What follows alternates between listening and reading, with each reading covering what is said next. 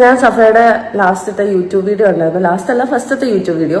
അപ്പം അതിൽ സഫ പറയുന്നുണ്ട് സഫയുടെ ഡോർ ആരോ തല്ലിപ്പൊളിച്ചു, ഊബറിൽ സഫ ഒറ്റയ്ക്ക് വന്നു, പോലീസ് പ്രൊട്ടക്ഷൻ വാങ്ങിച്ചു. അപ്പൊ ഇതിന്റെ ഒക്കെ പിന്നിലൊരു കഥയില്ലേ?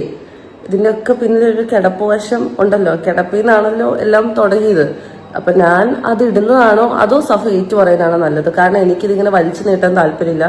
അപ്പൊ ഒന്നില്ലെങ്കിൽ സഫ ഒറ്റ വീഡിയോയിൽ ഏറ്റു പറയുക എൻ്റെ ഭാഗത്ത് തെറ്റുണ്ടെന്ന്, അല്ലെങ്കിൽ സഫ ഇനി കുറച്ചധികം നാറും എന്നാണ് എനിക്ക് പറയാനുള്ളത്. കാരണം എന്താണെന്ന് സഫയ്ക്ക് അറിയാം എന്ന് ഞാൻ വിചാരിക്കുന്നു. അപ്പോൾ തെളിവുകളില്ലാണ്ട് ഞാൻ സംസാരിക്കില്ലെന്ന് അറിയാലോ സഫ. സോ ഏറ്റു പറയുക, അല്ലെങ്കിൽ നാറാൻ റെഡിയാവുക. ഇപ്പോൾ ഫസ്മിന് വീഡിയോയിൽ പറഞ്ഞ പോലെ തന്നെ ഇതിൻ്റെയൊക്കെ ഇടയിൽ എന്തെങ്കിലുമൊക്കെ കഥ ഉണ്ടാവില്ലേ? എന്തുകൊണ്ടാണ് സഫ അത് പറയാത്തത്? ഫസ്മിന് തന്നെ പറയുന്നുണ്ട് അവർ തമ്മിലുള്ള ബന്ധത്തെക്കുറിച്ചുള്ള പല തെളിവുകളും എൻ്റെ അടുത്തുണ്ടെന്ന്.